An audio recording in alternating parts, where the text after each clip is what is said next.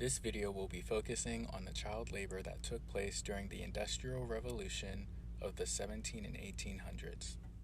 The 18th and 19th centuries saw the first signs of industrialization in Great Britain. Being the first nation to industrialize in Europe meant that there would be people needed to complete tasks while operating dangerous machinery.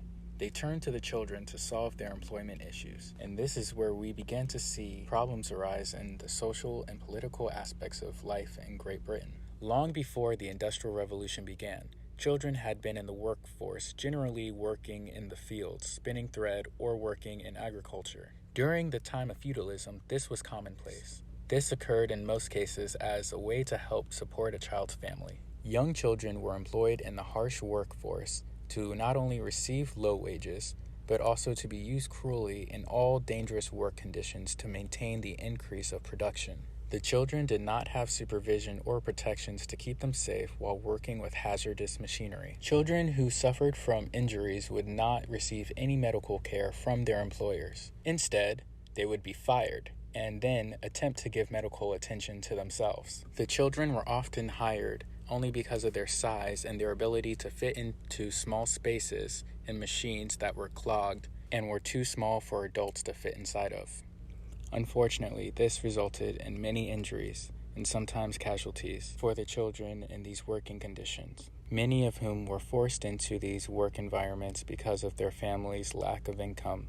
Over time, the children's families would be dependent on the child's income in order to support their household. This created incentive for the families to invest the little they had into the factories that their children worked in.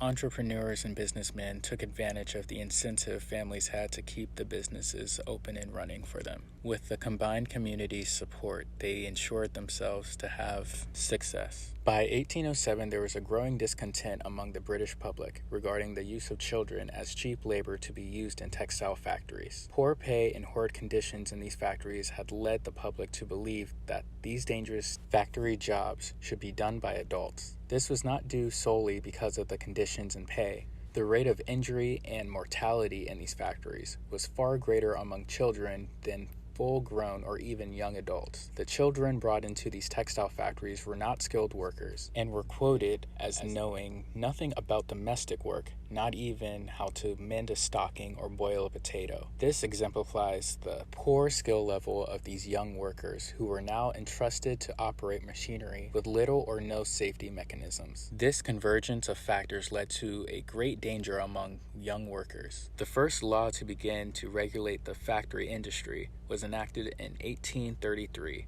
and when in place began to protect the child employees. This illustrates the sluggish efforts of the legal system despite the concern that had begun to grow more than 20 years before. While these minimal efforts to protect citizens that worked in these factories had begun to aid the children, the true regulations for the adults as well would not commence until the unionization and riots would occur.